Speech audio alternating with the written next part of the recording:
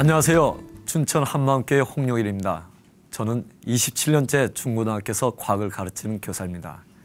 과학을 공부하다 보면 이론을 배우게 되는데 과학 이론은 배우면 배울수록 복잡해지고 어려워지더군요. 결국 저의 한계에 부딪혀 과학교사로서 자신감을 잃었던 제가 부활하신 예수님을 주로 모신 후에 진리를 알고 자유하게 된 간증을 나누고자 합니다. 저는 전형적인 이과 스타일로 어릴 적부터 수학을 참 좋아했고 손재주가 좋다는 말을 자주 들으며 자랐습니다. 유난히 호기심이 많아 자연 사물에 대한 관찰을 좋아했는데요. 기계를 보면 어떻게 작동이 될까 하며 참 신기했습니다. 저는 초등학교 때 성적에 대해 아주 자유했습니다. 수미 양가가 저에게 전혀 의미가 없었거든요. 공부에 대해 눈이 안 열렸던 거죠. 그랬던 제가 6학년 때 수학 시험에서 2개밖에 안 틀린 겁니다. 90점을 맞은 거죠. 얼마나 기뻐했는지 모릅니다. 그런데 옆에 있던 친구가 굉장히 속상해하는 겁니다. 알고 보니 그 친구는 쉬어서 다 맞을 수 있었는데 1개를 틀렸다는 것이지요. 속으로 이게 뭐야 했지만 이때부터 처음으로 공부를 한 것을 맛본 것 같습니다. 이것을 계기로 수학만큼은 항상 집중하게 되었고 열심히 했습니다. 고등학교 졸업 후에도 다른 선생님은 절 기억 못해도 수학 선생님만큼은 절 기억해 주셨거든요. 수학은 어느 정도 자신이 있었기에 좀 더 어려운 물리를 하고 싶어서 사범대학 물리교육과에 진학하게 되었고 물리교사가 되었습니다. 저에게 수학의 매력은 1 더하기 1은 2처럼 답이 반드시 정해져 있다는 것이었습니다. 공식만 꿰뚫고 있다면 항상 정답을 얻을 수 있기 때문이죠. 과학도 그런 줄 알았습니다. 왜냐하면 언제나 예외 없이 적용되는 법칙이 있었기 때문입니다. 그런데 과학을 공부하다 보니 이론들이 참 많더군요. 예외적인 현상들을 설명하려다 보니 특별한 이론을 만들게 되고 그 이론을 적용하다 보니 생기는 또 다른 예외로 인해서 더 복잡한 이론을 만들어가게 됩니다. 과학을 공부하면 할수록 이런 이론들 때문에 복잡해지고 어려워지는 것이지요. 그래서 과학이 어렵다고들 합니다. 물론 타고난 사람들, 아인슈타인 같은 사람들은 그 쌓아가는 이론의 꼭지점에서 움직이는 사람들이지요. 이런 분들은 그들만의 수학으로 이론을 만듭니다. 뉴턴 같은 과학자가 필요에 의해 만든 수학이 바로 다들 어렵다 하시는 미적분입니다. 결국 그들의 이론을 어디까지 이해하고 따라갈 수 있느냐가 관건인데 이해한다는 것은 그들의 생각과 동일해진다는 것이지요. 저는 한계에 부딪혀 멈춰버렸지만 저의 생각과 인격은 이론의 옳고 그름과 상관없이 그간 배우고 익혀온 지식과 이론의 틀 속에 갇히게 되고 말았습니다. 초중고 내내 과학을 배워온 제가 대학교 1학년 때 어릴 적부터 신앙이 있던 한 친구와 나누었던 수차례 대화가 지금도 생생합니다.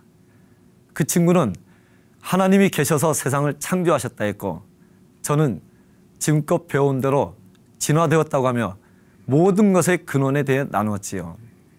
하지만 진화라는 사고가 꽉 박혀버린 저와 하나님께서 세상을 창조하셨다는 친구의 대화는 항상 평행선으로 갈라졌습니다.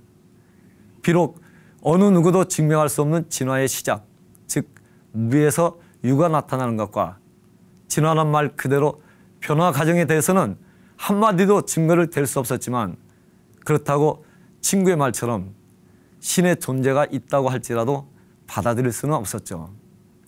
아니, 받아들여지지 않았습니다. 왜냐하면 저는 진화라는 관점에서 결코 빠져나올 수 없었고 인간의 나약함이 절대자인 신을 만들었다고 생각했었기에 종교는 사람에게서 파생된 것이라고 생각했죠. 저는 나이 30에 교회에 다니기 시작했습니다. 함께하는 교회 청년들이 좋았고 교회 분들 모두가 호의적이었기에 정말 거리낌 없이 함께할 수 있었죠. 이후 좋은 아내를 만나 결혼도 하였고 자녀들도 태어나 하루하루가 정말 행복했습니다. 그러나 이렇게 마냥 좋을 것 같았던 시간들이 3년 정도 지나면서 차츰 제 마음속에 갈등이 생겼습니다. 저의 삶과 신앙이 100% 일치가 되지 않기 때문이었죠. 당시 교회 생활은 나름대로 열심히 한다고 했습니다. 게다가 교회를 다니며 하나님의 창조를 알게 되었으니 학교에서도 수업 시간에 창조를 말하지 않을 수 없었지요. 그래서 진화와 창조를 둘 다 가르치기도 했습니다. 하지만 제 신앙은 점점 회의가 깊어만 갔죠. 이런 사실을 다른 사람들에게 털어놓고 묻기도 했지만 답을 얻지는 못했습니다. 그러다가 과학교사 직무연수가 있어서 춘천에 왔다가 한마음교회를 오게 되었습니다. 그런데 말씀을 듣다 보니까 지금까지 저에게는 예수님이 소설 속의 인물처럼 막연히 추상적이신 분이었다는 것을 알게 되었습니다. 또한 믿음으로 모든 세계가 하나님의 말씀으로 지어진 줄을 우리가 아나니 보이는 것은 나타난 것으로 말미암아 된 것이 아니니라. 이 말씀을 보았을 때 수업 시간에 제가 아이들에게 의무감처럼 가르쳤던 창조가 제게는 진화론처럼 또 다른 이론일 뿐이었음을 깨닫게 되었지요. 성경에서는 하나님의 창조를 우리가 믿음으로만 안다는 것입니다. 이 말씀을 통해 제가 가르쳐서 알 수 있는 게 아닌 것을 알고 가르치는 부담은 덜었지만 한편으로는 저 자신부터도 창조를 믿지 않고 있음을 알 수 있었습니다. 그 후 작은 교회 예배를 드리기도 했지만 예수님의 인격을 알아간다는 것이 쉽지만은 않았습니다. 왜냐하면 저는 혼미 그 자체였거든요. 어떤 때는 멀쩡하다가도 말씀만 듣게 되면 그냥 꾸벅꾸벅 졸기도 하고 잘 듣다가도 되물으시기만 하면 머리가 백지장처럼 하얗게 되어 아무런 생각조차 나지 않았습니다. 또 완전히 딴 생각으로 집중하지 못하고 중간중간 딴소리 할 때도 많았죠. 이러기를 수개월 되니 일꾼이 저에게 말씀 암송 숙제를 주셨습니다. 태초에 말씀이 계시니라. 이 말씀이 하나님과 함께 계셨으니 이 말씀은 곧 하나님이시니라. 그가 태초에 하나님과 함께 계셨고 만물이 그로 말미암아 지은 바 되었으니 지은 것이 하나도 그가 없이는 된 것이 없느니라. 그 안에 생명이 있었으니 이 생명은 사람들의 빛이라. 이 말씀이 왜 이리 안 외워지는지 어느 날 외우고 또 외우기를 1시간 이상 걸려 겨우 외운 것 같습니다. 그러던 어느 날 왜 빛이 생명이지? 라는 생각이 문득 들었습니다. 며칠이 지난 후에야 그렇지, 빛이 없으면 식물이 양분을 못 만들게 되고 결국 동물도 사람도 먹을 것이 없어 죽는구나. 아, 그래서 빛이 생명이구나. 이것을 알게 되었습니다. 저는 너무 기뻐서 아내와 일꾼에게 알게 된 바를 자랑했죠. 그러나 여러 날 지난 후에 이 알게 된 것이 그동안 과학 시간에 늘 가르쳐왔던 광합성 내용이었음을 깨닫고 저 스스로도 어이가 없어 했습니다. 그해 겨울 아내가 수련회를 다녀왔는데 돌아온 아내가 달라져서 왔습니다. 이전에 가정에서 예배할 때는 분명 둘 다 성경 공부하는 학생이었는데 갑자기 며칠 사이에 성경 선생님이 되어서 온 것입니다. 예수님을 말하는데 정말 예수님을 만나고 온 사람같이 생생하게 전해주는 것이었습니다. 바로 그 순간에 제 일생에서 처음으로 말씀을 보고 싶다는 생각이 들었습니다. 이사야 53장을 쭉 읽어가다가 한 말씀에서 저의 생각이 멈추었습니다. 그가 곤욕과 신문을 당하고 끌려갔으니 그 세대 중에 누가 생각하기를 그가 산자의 땅에서 끊어지면 마땅히 형벌받을 내 백성의 허물을 인함이나 하였으리요. 그 세대는 예수님 죽으실 당시인데 이 말씀은 한 사람도 그렇게 생각한 자가 없다는 것, 즉 믿지 않았다는 것입니다. 그 순간 속으로 맞다 하고 베드로가 3번씩이나 부인하고 도망간 것과 제자들 모두 도망가고 흩어졌던 것이 생각이 나면서 예언이 맞구나. 그런데 그들이 어떻게 믿었지? 하는 생각과 함께 예수님이 다시 살아났다고 전하다 순교한 베드로와 제자들이 생각이 났습니다. 그때 봤구나. 그들이 봤구나. 부활하신 예수님을 만났구나. 부활이 사실이었구나. 짧은 순간 머릿속에서 예수님의 부활 사건이 실제라는 것이 믿어졌습니다. 하나님이 계심이 진짜 사실이었고 성경이 사실이었습니다. 제 손에 든 성경이 얼마나 자랑스러웠는지 모릅니다.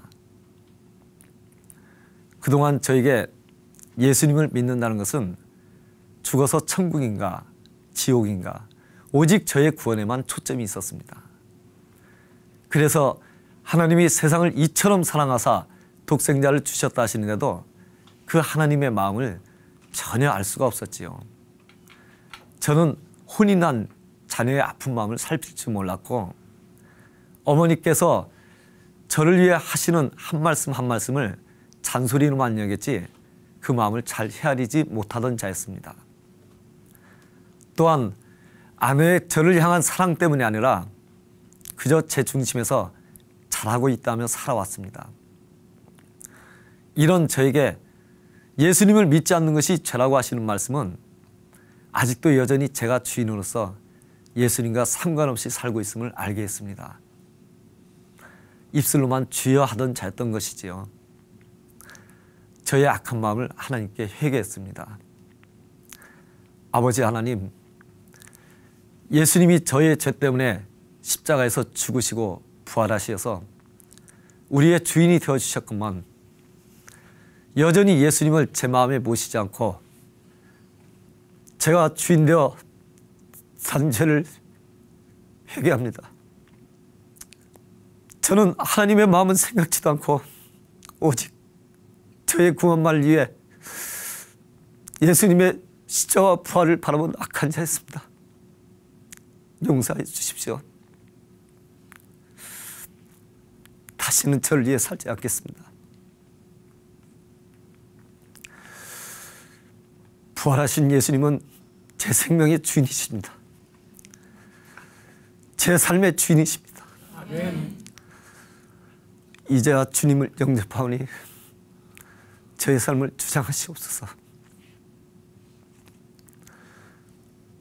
성령께서는 그동안 타인의 마음을 헤아리지 못하고 계산적으로 살던 저가 예수님과 함께 십자가에서 죽은 옛사람이었음을 알게 해주셨습니다. 요나의 표적인 부활은 회개하고 예수님을 주인으로 모신 제가 빛이신 예수님과 함께 새롭게 산 자가 되었다는 확증이었습니다. 그때의 감격은 이 세상 어떤 것으로도 맛보지 못했던 가장 큰 기쁨이었습니다. 하나님이 죽은 자였던 저를 살리신 것입니다.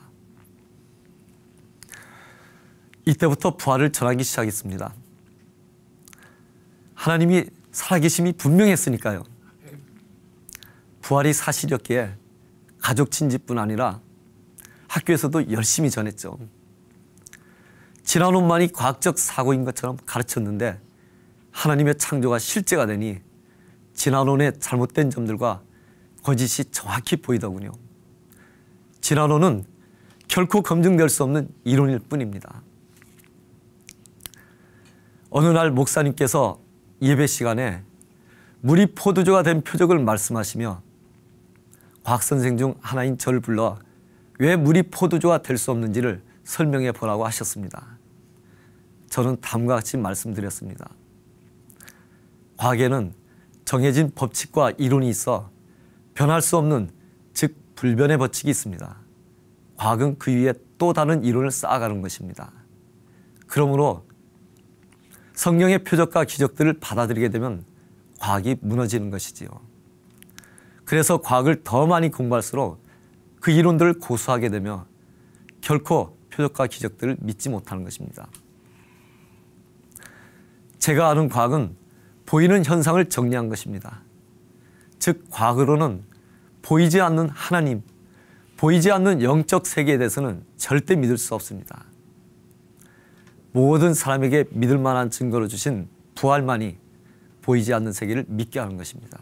아멘. 그때야 비로소 과학을 내려놓게 되고 성경의 표적과 기적들을 믿을 수 있습니다. 예배가 끝난 후 지체들이 찾아와 제 말이 너무 명쾌하고 속이 시원했다고 말해 주었습니다. 학교에서 진화론을 배워온 대부분의 사람들은 의식 속에 저처럼 진화가 박혀 있더군요. 한 자매가 물이 포도주가 되려면 시간이 얼마쯤 걸릴까요? 하고 물었으니까요. 하지만 절대 될 수가 없습니다. 지금까지 저는 공동체를 통해 말씀으로 인도함을 받아왔습니다. 항상 꼬리에 꼬리를 물고 들어오는 생각들로 인해 힘들어하는 저에게 어느 날 제 생각에 진리가 없음과 마귀가 생각을 넣어주는 것임을 비춰주셨어요. 이 땅에서 형성된 생각들은 진리가 없을 뿐더러 결코 명확하지 않습니다. 주님의 말씀만이 오직 진리입니다. 진리를 알지니 진리가 너희를 자유케 하리라 하신 말씀대로 이제는 자유합니다. 이제 저는 타인의 마음을 헤아릴 수 있게 되었습니다.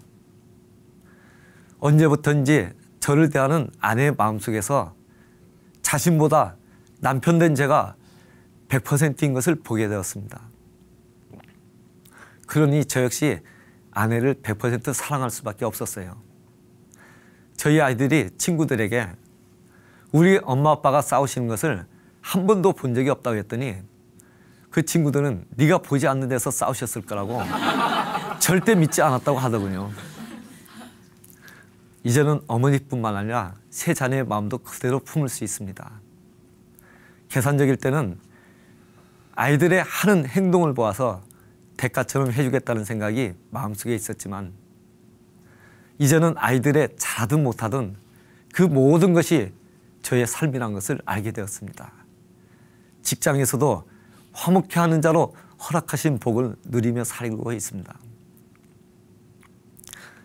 학교에서 다양한 학생들을 대하면서 각자의 삶의 문제로 인해 힘들어하는 그들의 마음을 먼저 볼 수 있기를 기도하는 자가 되었고 늘 함께 하시는 주님의 마음으로 그들을 품어주는 교사로 살고 있습니다. 학생들의 문제가 어떠하든 복음이면 다 되는 것을 확신하기에 담대히 복음을 전하고 있습니다. 물론 이제는 정확한 과학을 가르치고 있습니다. 보이는 현상의 원인을 찾아 설명하고자 하는 이론은 그저 이론일 뿐이며 나의 이해와 상관없이 받아들여야 할 분명한 사실인 보이지 않는 영적 세계가 있음을 알려줄 수 있게 되었으니 말입니다. 과학 이론에 갇혀 살아오던 저를 부활하신 주님이 건져내어 정상적인 삶을 회복시켜 주셨습니다. 돌려드릴 수도 갚을 수조차 없는 이 은혜를 이젠 어두운 세상 속에 사는 다른 이들에게 전하며 살겠습니다. 전능자께서 이 땅에 오셨다 가셨다는 이 놀라운 소식을 전파하는 자로 불러주신 하나님을 찬양합니다. 감사합니다.